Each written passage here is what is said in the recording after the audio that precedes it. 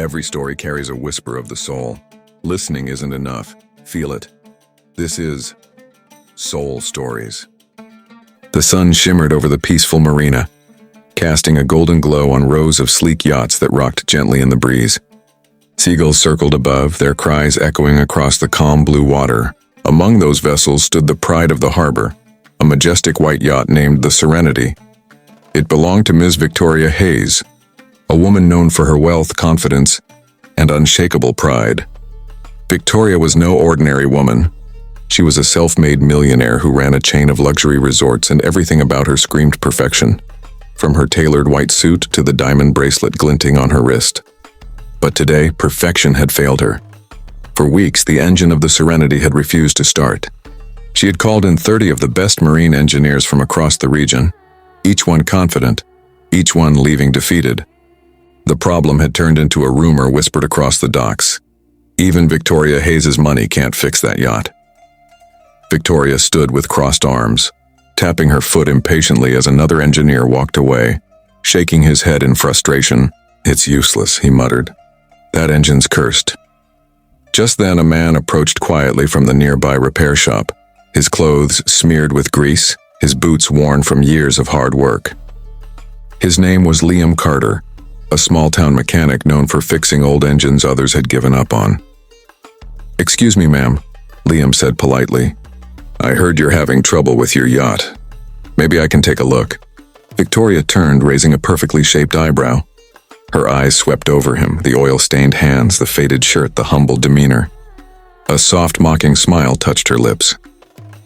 30 certified engineers have already failed," she said, her voice dripping with disbelief. "And you think you can do better?" Liam didn't flinch. His calm eyes met hers, steady and sure. "Sometimes, ma'am," he replied, "machines don't need experts. They just need someone who listens before they touch."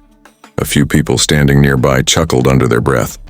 Victoria smirked, but there was something about his quiet confidence that stopped her from dismissing him outright. "Fine," she said finally, folding her arms. "You get 1 hour. If you fail like the rest, you'll leave my dock immediately." Liam nodded with a faint smile. "That's all I'll need." As the crowd watched, he stepped aboard the Serenity, the sun reflecting in his determined eyes. No one knew it yet, but the poor mechanic was about to change everything. The deck of the Serenity gleamed under the late morning sun, polished and proud. Yet its heart, the engine, lay silent. Liam stepped aboard carefully, feeling dozens of curious eyes on him. The dock workers leaned on railings. The engineers who had failed watched from a distance, and Victoria Hayes stood with her arms crossed, a faint smirk tugging at her lips. He didn't rush. Instead of diving straight into the engine room, he paused and walked around the boat, running his fingers lightly over the metal railings, listening to the faint creaks and the whisper of the sea. Every sound told a story. Victoria tilted her head, amused. "Are you fixing it, or are you trying to talk to it?" she asked sarcastically. Liam smiled softly. "Both," he replied. "Machines speak. You just have to know how to listen." When he finally opened the engine compartment, a heavy smell of oil and salt filled the air. The complex web of wires, pipes, and bolts looked intimidating, but Liam studied it as if reading an old familiar book. He didn't reach for tools right away. Instead, he crouched beside the machinery, closed his eyes, and listened. Really listened. To the faint, irregular hum when he turned the key halfway. To the untrained ear, it sounded like nothing. But to Liam, it was a whisper of imbalance, something slightly offbeat, like a heart skipping a rhythm. He leaned closer, tracing the fuel line with his hand. His fingertips paused near the intake valve, where he noticed a subtle tremor. The part wasn't broken, but it wasn't aligned perfectly either.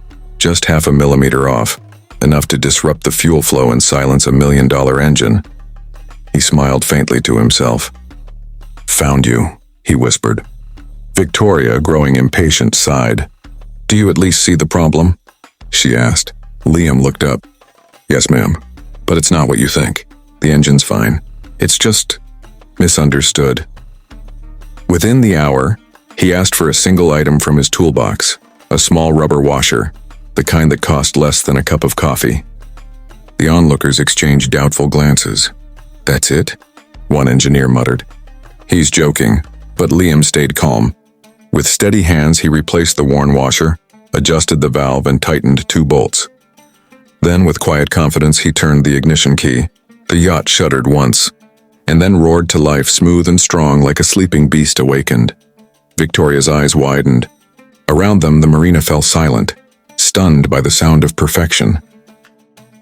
The moment Liam turned the key, a deep, powerful hum filled the air. The kind of sound every sailor recognized instantly. It wasn't just noise, it was life returning. The yacht's massive engine roared awake, smooth and steady, vibrating with flawless rhythm.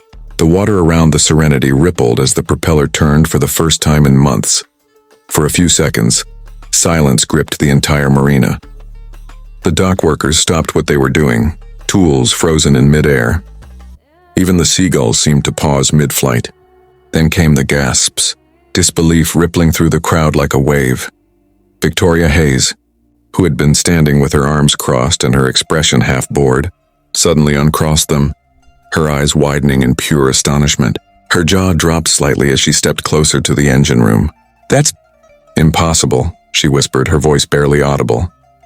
She had seen 30 highly trained engineers, men with degrees, years of experience and expensive equipment, try and fail to bring her yacht back to life. And now this poor mechanic, with nothing but an old toolbox and quiet confidence, had done it in under an hour.